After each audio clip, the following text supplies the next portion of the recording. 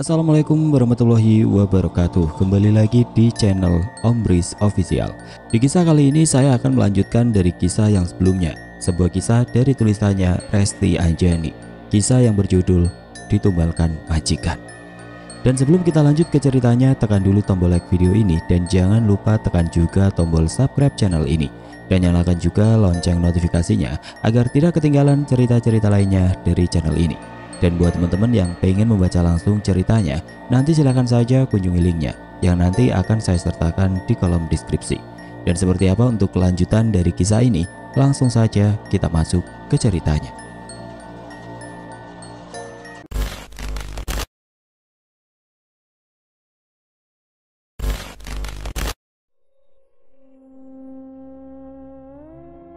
Masih melanjutkan dari sudut pandang Pak Heri. Malam semakin sunyi dan gelap, aku hanya ditemani sebuah obor yang membuat ada cahaya meskipun remang-remang. Aku mulai memejamkan mataku.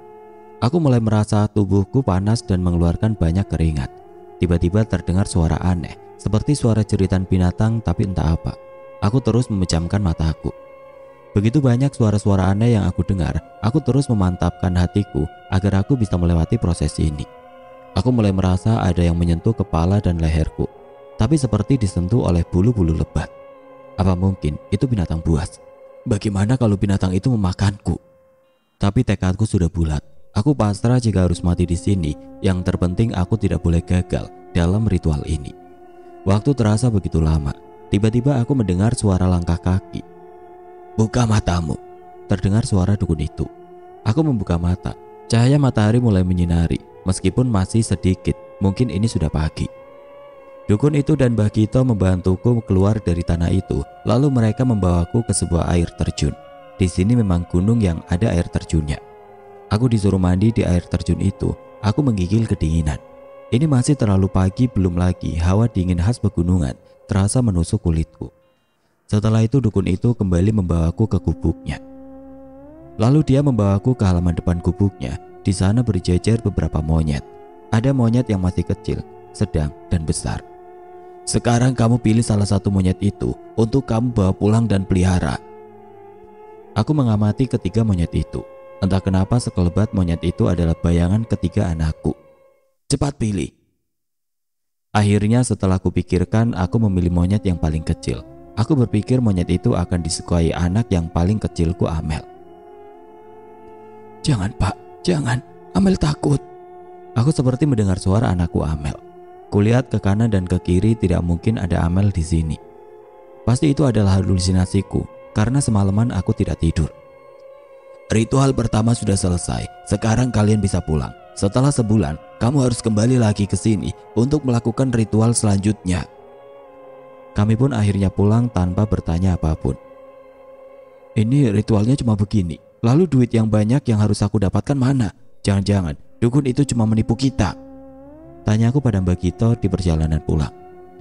"Ya sabar, tunggu beberapa hari dulu. Mungkin baru kelihatan hasilnya." Aku sedikit kesal kalau dukun itu menipuku. Untuk apa aku melakukan hal yang tidak jelas? Aku pulang ke kontrakanku dengan Mbak Kito dengan membawa monyet kecil itu. Kulihat di pintu rumah kontrakanku banyak orang. Apa yang terjadi? Aku berlari menuju kontrakanku. Betapa terkejutnya aku kulihat istri dan kedua anakku sedang menangis dan di depannya sudah terbaring mayat Amel. "Amel!" Aku berteriak dan menangis. Kenapa Amel meninggal? Rasanya hatiku hancur sekali. Kami semua segera mengurus pemakaman Amel. Istri dan kedua anakku terpukul atas kejadian ini. Setelah semua orang selesai melayat, tinggallah kami bertiga di kontrakan dengan berbagai rasa pilu di hati. "Kenapa Amel bisa sampai meninggal, Ma? Padahal sebelumnya dia baik-baik saja." Tanya aku pada istri. "Nggak tahu, Pak. Tiba-tiba saja badan Amel panas selalu kejang-kejang. Belum sempat aku membawanya ke dokter, dia sudah meninggal," kata istriku dengan air mata mengalir di pipinya. "Mana mungkin itu bisa terjadi? Kenapa Amel meninggalkan kita? Betapa malangnya nasibku." "Tapi Pak, di tubuh Amel banyak bekas cakaran. Entah cakaran apa. Aneh sekali." Apa mungkin ini ada hubungannya dengan pesugihan yang aku lakukan? "Pak, ini monyet kecil dari mana?" kata Aldo membuyarkan lamunanku. "Ini monyet akan kita pelihara." Semenjak kejadian itu aku terus berpikiran Amel anakku. Tidak mungkin ini ada hubungannya dengan pesugihan itu, karena aku belum mendapatkan uang atau apapun. Karena kaki dan tanganku masih sedikit sakit, akhirnya aku hanya bisa membantu istriku berjualan gorengan keliling. Semua daganganku habis laris terjual. Ketika aku hendak meletakkan wadah yang digunakanku membawa gorengan tadi, tiba-tiba saja wadah itu sudah berisi uang ratusan ribu dan penuh sekali memenuhi wadah itu. Aku senang sekali, sepertinya pesugihan itu telah membuahkan hasil. Hari demi hari aku berjualan, kejadian itu terus terjadi sehingga uangku kini semakin banyak. Dengan uang yang aku miliki sekarang, akhirnya aku bisa membayar hutang dan membuat rumah. "Dari mana uang sebanyak ini Bapak dapatkan?" tanya istriku penasaran. Aku menceritakan tentang pesugihan yang aku lakukan yang diantar oleh Mbak Gito. Awalnya istriku terkejut. "Kenapa Bapak melakukan itu? Itu dosa besar, Pak," kata anakku Aldo yang mengetahuinya. "Sudahlah, ini demi kebaikan kita. Memangnya kamu mau hidup miskin terus?" Anakku Aldo tidak menyukai perbuatan yang telah aku lakukan, tapi aku tidak peduli. Yang penting, sekarang hidupku tidak susah lagi. Istriku yang awalnya menentang justru akhirnya sekarang dia mendukungku melakukan pesugihan karena begitu menghasilkan uang banyak dan kehidupan kami berubah seketika. Menjadi orang kaya dan tidak direndahkan orang lain lagi. Beralih ke sudut pandang Ayu. "Kenapa kamu diam saja? Kamu ragu ya?" tanya Aldo padaku. "Tidak, Den. Baiklah, saya setuju. Asal Den Aldo berjanji akan membawa saya pergi dari rumah itu setelah menikah, dan Den Aldo jangan mengikuti keluarga Den Aldo melakukan pesugihan." "Iya, saya janji yuk. Terima kasih ya," kata Aldo sambil tersenyum. Mudah-mudahan saja keputusanku tepat. Aku tidak bisa membohongi perasaanku kalau aku juga menyukai Aldo. Tidak terasa hari sudah malam. Aku dan Aldo segera pergi dari kafe lalu pulang ke rumah. Sesampainya di rumah kami langsung masuk ke dalam. Ternyata di ruang tamu sudah ada Bu Rima dan Pak Heri. Sepertinya mereka sedang menunggu kami. "Kalian habis pergi dari mana?" tanya Bu Rima menatap kami penuh curiga. "Aku mengajak Ayu pergi makan di kafe, Mah." "Kalian kan belum menikah, seharusnya kalian jangan pergi keluar berdua dulu." "Aku bosan Pak di rumah terus. Sekali-kali gak apa-apa dong ngajak Ayu keluar." "Ya sudah, lain kali kalau kalian mau keluar rumah, bilang dulu pada kami." Aku dan Aldo masuk ke kamar masing-masing untuk beristirahat. Aku melihat ponselku. Apa sebaiknya aku telepon bapak dan memberitahunya bahwa aku akan menikah? Setelah kupikir-pikir, lebih baik nanti saja kalau waktunya sudah dekat, dan biar nanti saja Aldo yang bicara langsung pada orang tuaku. Hari demi hari berlalu. Beberapa hari ini aku tidak melihat dan mendengar keanehan lagi. Semuanya berjalan normal. Mudah-mudahan terus seperti ini. Tinggal 2 hari lagi aku dan keluarga Aldo akan berkunjung ke kampungku untuk memberitahukan kepada keluargaku bahwa aku akan segera menikah dan Aldo akan melamarku. "Ayo, itu kamu dipanggil sama Bu Rima dan Pak Heri. Kamu disuruh ke kamar Bu Rima sekarang," kata Puri memberitahuku. Apa yang akan mereka bicarakan? Aku pun langsung pergi ke kamar Bu Rima. Ternyata di dalam kamar sudah ada Aldo juga. "Aldo dan Ayu, sekarang kalian sudah ada di sini. Saya sengaja menyuruh kalian ke sini untuk membicarakan sesuatu," kata Pak Heri. "Memangnya ada apa sih, Pak?" tanya Aldo penasaran. "Kalian berdua sebentar lagi akan menikah. Kami berdua menyetujuinya, asalkan ada satu syarat yang harus kalian penuhi." "Syarat apa sih, Mah? Kan kami yang akan menikah. Kenapa malah Mama dan Papa yang membuat syarat?" "Ya pokoknya hanya satu syarat itu yang kami minta. Kalau kalian tidak bisa memenuhinya, kalian tidak akan mendapatkan restu dari kami." Aku hanya diam, tidak mengeluarkan kata atau jawaban karena aku takut salah bicara. Biarkan saja Aldo yang menjawabnya. "Memangnya syaratnya apa?" "Syaratnya yaitu kalian harus melanjutkan ritual yang kami lakukan. Nanti setelah kalian menikah, kalian harus langsung mulai mempelajari ritual apa saja yang kami lakukan. Dan kalian harus meneruskannya. Hanya itu saja." "Aku gak mau, Pak. Itu adalah dosa besar yang tidak akan pernah diampuni. Itu namanya musyrik. Menduakan Tuhan. Aku tidak mau," jawab Aldo dengan tegas. "Diam kamu, Aldo. Ingat, kamu bisa hidup bergelimang harta begini hanya karena ritual yang kita lakukan. Kalau tidak, mungkin hidup kita sudah jadi gembel Kamu tinggal ikuti saja perintah papa, maka hidup kamu bakalan enak. Kaya raya 7 turunan. Kami butuh penerus yang bisa melakukan ritual ini," kata Pak Heri marah. Aku hanya diam melihat pertengkaran Aldo dan orang tuanya. "Meskipun kita kaya, tapi aku tidak bahagia, Pak. Kita hidup kaya dengan mengorbankan orang lain, bahkan mengorbankan nyawa kedua adikku, Amel dan Risa, anak kandung kalian sendiri. Hanya manusia biadab yang mampu melakukan itu," kata Aldo penuh emosi. Plak. Aku terkejut Pak Heri menampar Aldo anaknya sendiri. Sepertinya kedua orang tua Aldo sudah dibutakan mata hatinya. "Jangan bicara kamu, Aldo. Kamu bisa hidup enak seperti ini karena siapa?" kata Pak Heri yang emosi juga. "Semenjak aku tumbuh menjadi dewasa, aku sudah tidak memakan sedikit pun uang atau makanan kalian. Aku bekerja mencari uang halal sendiri. Aku tidak pernah lagi menikmati uang kalian atau makanan yang ada di rumah ini. Aku tidak sudi." Pantas saja aku tidak pernah melihat Aldo makan di rumah ini. Mungkin itulah alasannya. Pak Heri terlihat semakin geram menahan amarah. Tangannya sudah mengayun untuk memukul Aldo, tapi langsung dihalangi oleh Bu Rima.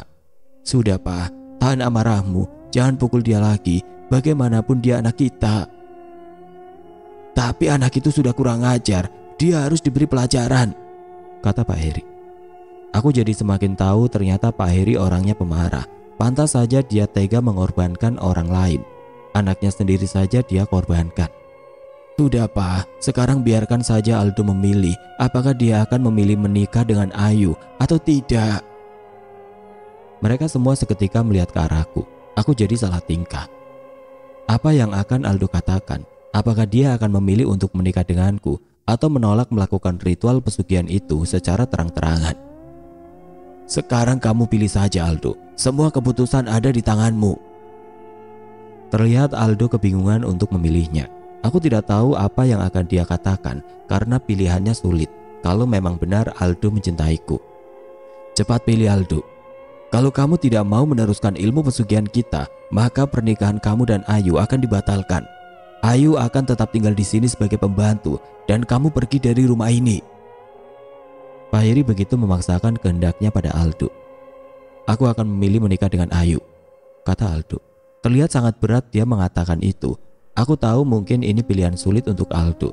Tapi bukankah kita sudah berencana untuk pura-pura mau meneruskan ritual pesugihan itu? Lalu setelah kita menikah, kita akan kabur. Pak Heri dan Bu Rima tersenyum senang. Mungkin mereka mengira sudah berhasil menekan Aldo. "Bagus, sekarang bagaimana Ayu? Apakah kamu menyetujuinya?" Aku dan Aldo saling pandang. Aldo memberikan isyarat agar aku mengangguk. Aku hanya mengangguk. Mereka berdua tersenyum puas. "Ya sudah, sekarang kalian berdua boleh keluar dari kamar ini." Aku dan Aldo keluar kamar Bu Rima. Aku berjalan cepat disusul oleh Aldo. "Den, saya mau bicara sebentar," kataku berbisik. "Ada apa?" Aku menengok ke kiri dan kanan untuk memastikan tidak ada yang mendengar perkataanku. "Den, tadi kita pura-pura kan kalau kita akan meneruskan pesugihan itu. Nanti kalau kita sudah menikah, kita akan langsung pergi dari sini kan?" "Iya yuk, kamu tenang saja ya. Saya tidak akan mengingkari janji saya." Aku sedikit tenang mendengar perkataan Aldo. Mudah-mudahan dia bisa menepati janjinya. Aku tidak tahu apa yang akan terjadi padaku selanjutnya. Belum lagi aku memikirkan siapa yang akan jadi tumbal pesugihan Bu Rima dan Pak Heri selanjutnya. Sepertinya aku memang sudah terjebak di sini. Hari ini keluarga Pak Heri dan Bu Rima akan datang ke rumahku di kampung. Kedatangan mereka tidak lain adalah untuk melamarku. Aku langsung menelpon bapak untuk mengabarkan kedatangan kami. "Halo, assalamualaikum Pak." "Waalaikumsalam Ayu. Gimana kabarmu nak?" "Kabar Ayu baik-baik saja Pak. Hari ini Ayu bakalan pulang. Bapak tolong bilang sama ibu ya, tolong persiapkan segala sesuatunya. Soalnya bakalan ada tamu yang datang. Ayu datang ke sana bersama majikan Ayu," kataku yang membuat bapak kaget. "Kenapa ngedadak begini nak? Ya sudah, kami siap-siap dulu. Ngomong-ngomong, ada apa majikan kamu kesini? Bapak malu, rumah kita kan jelek. Belum lagi kita hanya bisa menjamu seadanya." "Nanti juga bapak bakalan tahu. Ya sudah, yang penting kita bisa menjamu dan menyambut tamu sebisa kita Pak." Pembicaraan di telepon dengan bapakku pun kuakhiri. Aku sekarang harus bersiap-siap untuk berangkat karena perjalanan menuju kampungku cukup jauh. Butuh waktu beberapa jam melewati jalur darat. Semua orang sudah siap. Tidak ada sanak saudara dari keluarga Pak Heri dan Bu Rima yang dibawa. Hanya kami, semua pembantu dan penghuni rumah yang dibawa. Aldo terlihat sangat tampan memakai jas kekinian, dipadu padankan dengan jam tangan mewah. Berani-beraninya aku sekarang menatap wajah laki-laki itu. Dia tersenyum padaku, rasanya hatiku meleleh. Kenapa aku jadi baper begini? Rasanya seperti mimpi kalau sebentar lagi aku akan menikah. Seandainya tidak ada masalah yang rumit di antara keluarganya, pasti aku akan lebih bahagia dan tidak perlu khawatir tentang apa yang akan terjadi selanjutnya. Setelah beberapa jam di perjalanan, tibalah kami di rumahku. Orang tua dan keluargaku menyambut kedatangan kami. Semua orang dipersilakan masuk ke dalam rumah. Silakan duduk. Maaf ya, kami tidak bisa membuat sambutan yang meriah, hanya sekedarnya saja. Tidak apa-apa kok Pak, kami malah senang bisa diterima dengan baik saat berkunjung di sini, kata Aldo. Aldo memperkenalkan diri dan keluarganya. Silakan dimakan makanannya. Maaf ya, kami hanya bisa menghidangkan makanan seadanya seperti ini. Mereka semua akhirnya memakan apa yang disuguhkan keluargaku. Aku masuk ke dalam untuk mengantar Yeni ke kamar mandi. Yuk, kamu beruntung banget mendapatkan calon suami yang kaya dan tampan seperti Den Aldo, kata Yeni berbisik padaku. Aku hanya tersenyum malu menanggapinya. Setelah itu kami kembali ke ruang tamu. Di sana sudah terlihat Aldo bersiap untuk mengutarakan kedatangannya. Maaf Pak, Bu, sebenarnya kedatangan saya dan kedua orang tua saya ke sini adalah untuk melamar anak Bapak dan Ibu, yaitu Ayu. Benarkah itu, Nak? Tanya Bapak. Terpancar kebahagiaan di wajah Bapak mendengar penuturan Aldo. Aku hanya tersenyum. Iya, kami kesini ingin melamar Ayu. Kalau keluarga setuju, saya sudah mempersiapkan tanggal pernikahan mereka, kata Bu Rima yang akhirnya berbicara. Terlihat Bapak dan Ibuku bahagia mendengar anaknya akan dilamar. Kalau kami menyerahkan semuanya pada Ayu, apa Ayu mau menikah sama Den Aldo? Tanya Bapak. Iya Pak, Ayu mau, kataku sambil menahan malu. Ada rasa bahagia yang tidak bisa diungkapkan dengan kata-kata. Alhamdulillah. Keluargaku mengucapkannya bebarengan, membuat kami semua tertawa. Untuk tanggal dan pernikahannya yaitu tanggal 25 September, yaitu sebulan lagi dari sekarang. Tempatnya lebih baik di kediaman kami saja ya Pak. Iya baik Pak, saya setuju. Terima kasih sebelumnya. Bapak sudah mau merestui anak kami menjadi menantu kalian, padahal kami ini hanya orang miskin. Tidak apa-apa Pak, selama Ayu bersikap baik pasti kami akan merestui, kata Bu Rima. Setelah makan dan berbincang-bincang, semua orang dipersilakan untuk beristirahat. Rumahku memiliki kamar 3, meskipun ukurannya sempit. Semuanya sudah dibersihkan untuk tamu beristirahat. Bu Rima dan Pak Heri beristirahat di kamar ibuku, sementara Eyang Lasmi dan Puri di kamar kedua, Yeni dan Dava di kamar ketiga. Ibu menyiapkan masakan lainnya di dapur, dibantu saudaraku dan kedua adikku, sementara bapak pergi keluar entah kemana. Aku dan Aldo sedang duduk di teras rumah berdua. Yuk, saya bahagia hari ini. Saya janji bakalan terus jagain kamu selama saya hidup. Saya gak bakalan biarkan hal buruk apapun terjadi sama kamu. Iya Den, mudah-mudahan semuanya berjalan dengan lancar ya, kataku sambil tersenyum. Ini mimpi atau tidak sih? Seorang pembantu akan menikah dengan majikannya. Aku masih belum percaya rasanya. Setelah beberapa jam beristirahat di rumahku, akhirnya kami semua bersiap untuk kembali pulang ke rumah Pak Heri. Pak Heri tidak membiarkan kami menginap di rumahku dengan alasan banyak pekerjaan yang harus diselesaikan. Padahal ini sudah jam 10 malam. Keluargaku sudah menyuruh kami menginap, tapi tetap saja Pak Heri memilih untuk pulang. Di perjalanan Pak Heri, Bu Rima, Puri dan Eyang Lasmi di dalam mobil yang dikendarai Pak Heri. Sementara aku, Aldo, Yeni dan Dava berada di dalam mobil yang dikendarai Aldo. Kami berada di jalan sudah larut malam. Di dalam mobil sepi sekali. Yeni dan Dava tertidur, sementara aku hanya diam melihat ke arah kaca jendela dan Aldo fokus menyetir. Tiba-tiba saja Aldo mengerem mobilnya mendadak, membuat kami semua terkejut. Dava yang sedang tidur langsung menangis. Ada apa Den? Ini yuk, saya kayak nabrak sesuatu tadi. Nabrak apa Den? Gak tahu yuk. Bentar ya, saya cek dulu keluar. Aldo langsung keluar mobil dan melihat apa yang terjadi, sementara aku, Yeni dan Dava menunggu di dalam. Aldo melihat ke depan, samping, dalam dan belakang mobil. Beberapa saat kemudian Aldo langsung masuk ke dalam mobil dengan raut wajah yang panik. Sementara Dava terus menangis. Yeni dan aku sudah berusaha membuat Dava tenang, tapi tidak bisa. "Ada apa, Den? Apa yang Den Aldo tabrak?" Tanyaku yang melihat Aldo seperti ketakutan. "Enggak Yuk, gak ada apa-apa.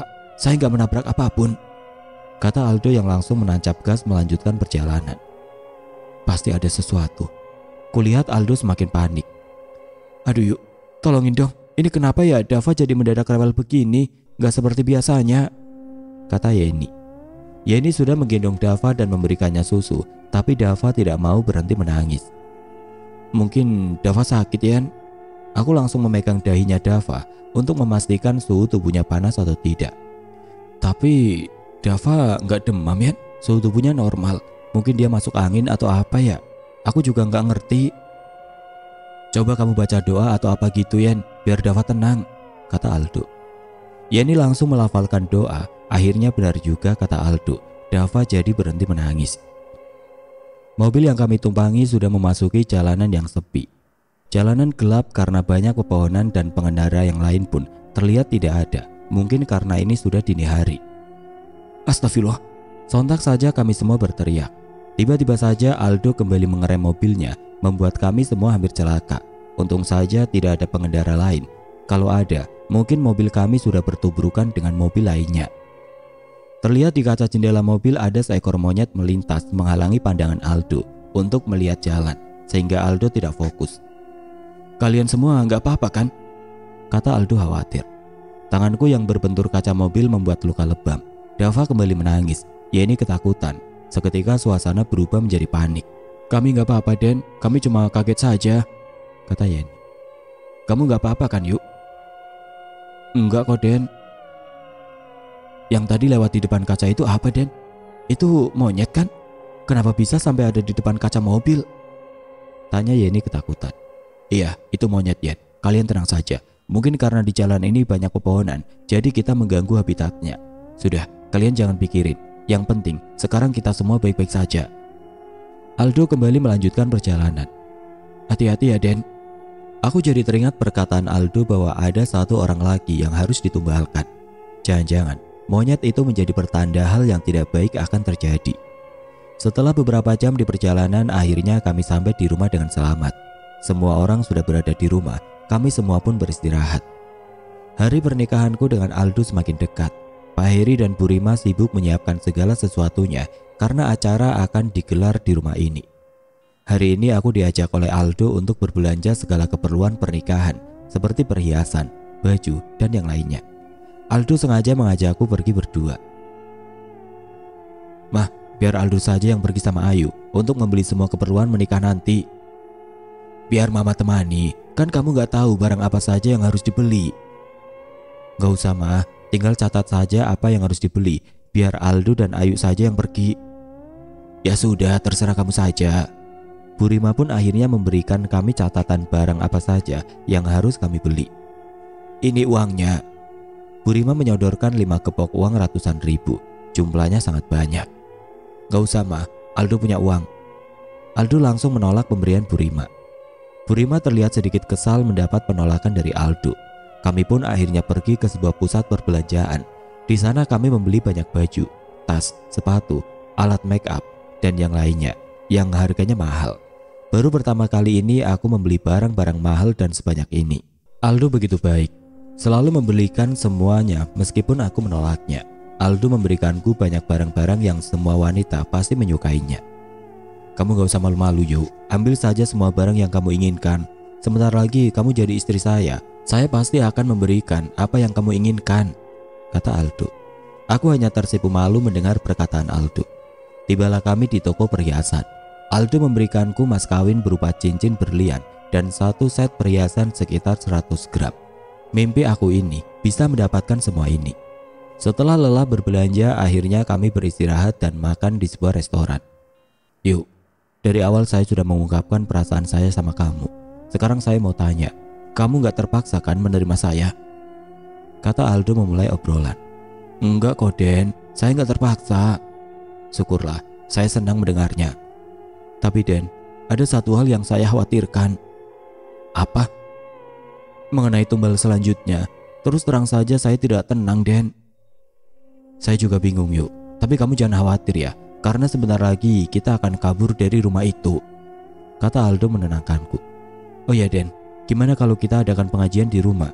Anggap saja ini sebagai syukuran, kan sebentar lagi akan menikah. Saya setuju, Yuk. Nanti saya coba bicarakan ayah dan ibu saya ya. Semakin lama perasaan itu semakin tumbuh. Mungkin ini yang dinamakan cinta itu buta, tidak mengenal status dan kasta. Beruntungnya aku mempunyainya, meskipun tetap saja masalah pasti akan selalu ada. Setidaknya aku tenang selama dia berada bersamaku. Tidak terasa waktu sudah malam, kami pun pulang ke rumah. Kalian baru pulang? Tanya Pak Heri dan Bu Rima yang sedang berada di ruang tamu. Iya, Pak. Aldo menyuruhku untuk duduk dulu bersama mereka. Mah, ada yang mau Aldo bicarakan. Apa? Tanya Bu Rima. Aldo mau kita adakan pengajian di rumah kita. Kita undang saja tetangga sekitaran sini dan seorang ustadz ya. Anggap saja itu sebagai syukuran Aldo dan Ayu mau menikah. Seketika raut wajah Pak Heri dan Bu Rima berubah mendengar perkataan Aldo. Itu tidak perlu, Aldo. Di rumah ini tidak pernah diadakan hal semacam itu. Tapi Pak, Aldo mohon untuk sekali ini saja. Kamu ada-ada saja, Aldo. Bagaimana kalau penghuni rumah ini marah? Itu bakal jadi malapetaka buat kita semua. Pokoknya Aldo akan mengadakan pengajian besok malam, kata Aldo bersikeras. Ingat Aldo, sebentar lagi kamu dan Ayu akan meneruskan ritual yang kami lakukan, dan hal itu salah satu hal yang dilarang. Ya sudah, kalau kalian tidak mau melakukannya, biar orang lain saja. Aldo hanya ingin mengadakan pengajian di rumah ini, sekali ini saja, kata Aldo yang masih bersikukuh. Seperti biasa, aku hanya diam menyaksikan perdebatan mereka. Ya sudah, kalau itu mau kamu, besok kita adakan pengajian di rumah ini, tapi kami tidak ikut. Kami besok harus menyiapkan ritual dan Ayu akan membantunya. Aku harus ikut dalam ritual itu. Aku ingin menolak, tapi aku sudah berjanji untuk berpura-pura melakukannya. Keesokan harinya semua pembantu sibuk mempersiapkan pengajian yang akan dilakukan nanti malam. Beberapa warga sekitar dan seorang ustadz sudah kami undang. Aldo yang sibuk kesana kemari mempersiapkannya, sementara Bu Rima dan Pak Heri hanya diam saja. Malam pun tiba, semua orang sudah berkumpul untuk melakukan pengajian. Aldo, tolong belikan telur ayam kampung, Mama lupa membelinya tadi. Tapi Mah, kan sebentar lagi pengajiannya akan dimulai. Kamu gak usah membantah, kamu turuti permintaan Mama. Mama juga sudah menuruti permintaan kamu. Aldo akhirnya pergi menuruti perintah Bu Rima. Ayo ikut kami ke ruang ritual. Kami pergi ke ruangan ritual padahal pengajian sudah dimulai. Sebenarnya aku tidak mau, tapi mau bagaimana lagi. Aku terpaksa melakukan semua ini. Saat memasuki ruangan ritual, perasaanku sudah mulai tidak enak. Apa yang akan mereka lakukan? Di ruangan itu cukup gelap karena hanya lilin saja yang menerangi. Sesajen begitu banyak ada di ruangan itu, dan kali ini aku melihat seekor ayam hitam. Mereka menyuruhku duduk. Aku benar-benar takut berada di sini. Bu Rima dan Pak Heri duduk bersila. Pak Heri mengucapkan sesuatu yang tidak aku mengerti artinya. Seketika bulu kuduku merinding. Pak Heri menyuruh Bu Rima memegang ayam hitam itu. Ayam cemani yang terkenal di dalam permistisan. Lalu Pak Heri memegang sebuah pisau. Perasaanku sudah tidak karuan saat ini. Sepertinya akan terjadi hal buruk. Sambil mengucapkan sebuah mantra, Pak Heri mulai menempelkan pisau itu ke leher ayam tersebut dan menyembelihnya. Darah mulai mengalir dari ayam tersebut. Bahkan anehnya darah ayam itu sampai berhamburan mengenai wajah kami. Aku hanya diam menyaksikan apa yang mereka lakukan. Mereka tiba-tiba saja tertawa puas melihatnya. Ayam itu mati dengan leher yang hampir putus, membuatku bergidik ngeri melihatnya. Kepalaku langsung pusing dan mual. Badanku pun terasa lemas sekali. Apa yang sebenarnya mereka lakukan? Apa jangan-jangan akan ada tumbal selanjutnya?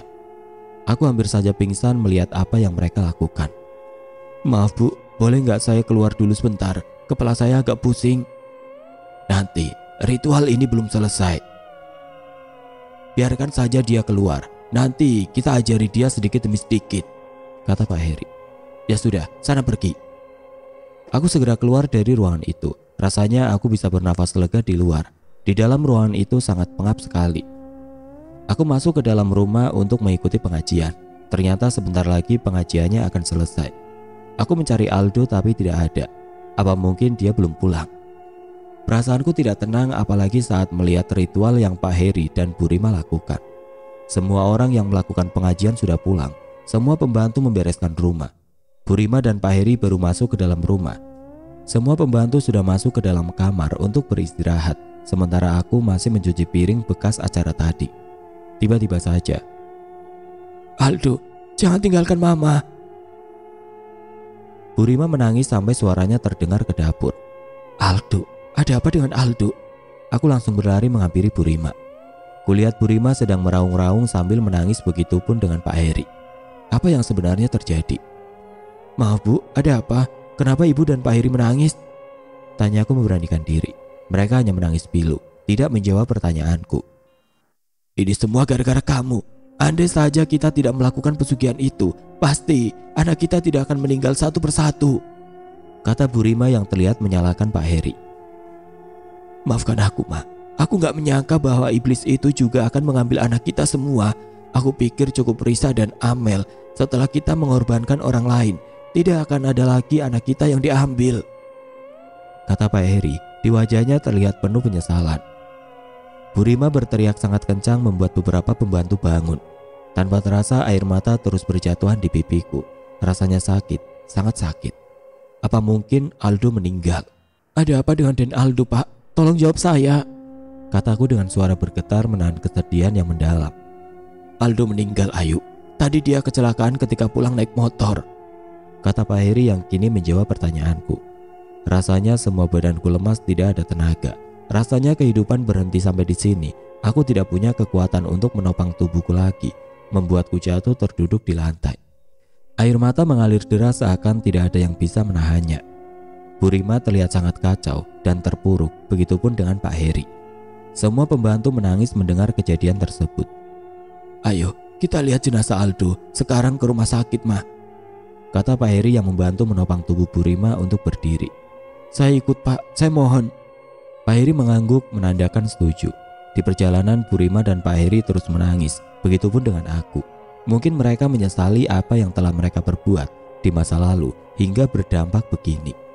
Tibalah kami di rumah sakit. Pak Heri langsung menanyakan tentang keberadaan jenazah Aldo. "Ini dengan keluarga korban kecelakaan yang bernama Aldo?" tanya salah seorang dokter. "Ya dok, di mana anak saya sekarang?" kata Bu Rima sambil menangis. "Anak ibu ada di kamar jenazah sekarang." Kami pun diantar ke kamar jenazah. Di sana sudah terbujur kaku sosok jenazah yang tidak lain adalah Aldo. Kami langsung melihat jenazah Aldo yang terlihat mengenaskan. Lehernya banyak mengeluarkan darah. Dokter bilang kepalanya hampir putus, terlindas sebuah truk yang melintas, yang ketika itu Aldo jatuh dari motornya. Aku benar-benar tidak percaya dengan apa yang aku lihat. "Aldo, kenapa kamu meninggalkan aku? Kamu sudah berjanji akan menjaga aku." Aku benar-benar terpuruk saat ini. Setelah mengurusi administrasi rumah sakit, jenazah Aldo dibawa ke rumah untuk dimakamkan. Aku berpikir tidak ada gunanya lagi aku di sini. Tanpa berpikir panjang lagi, aku memutuskan untuk kabur dari rumah ini. "Maafkan aku, Aldo, yang tidak melihatmu di pemakaman nanti, tapi ini kesempatanku untuk kabur karena semua orang sedang sibuk." Aku kabur dari sana tidak membawa apapun. Untunglah aku punya uang 200.000 yang aku punya untuk ongkos pulang. Meskipun kurang sedikit, biarlah nanti aku minta tolong pada orang lain di jalan. Akhirnya aku berhasil keluar dari rumah terkutuk itu karena semua orang sedang sibuk mengurus pemakaman Aldo. Di perjalanan aku terus menangis. Kenapa semua berakhir begini? Aldo, laki-laki baik yang aku cintai, kini sudah pergi. Tibalah aku di rumah. Aku menjelaskan semuanya pada ibu dan bapakku. Mereka seakan tidak percaya dengan apa yang aku ceritakan. Setelah beberapa bulan dari kejadian itu, tidak ada kabar apapun dari keluarga Bu Rima. Mereka pun tidak pernah menyusulku ke sini. Aku tidak pernah tahu apa yang terjadi pada mereka selanjutnya. Bayangan Aldo terus saja menggangguku. Semoga kamu tenang di sana, diriku yang selalu mencintaimu.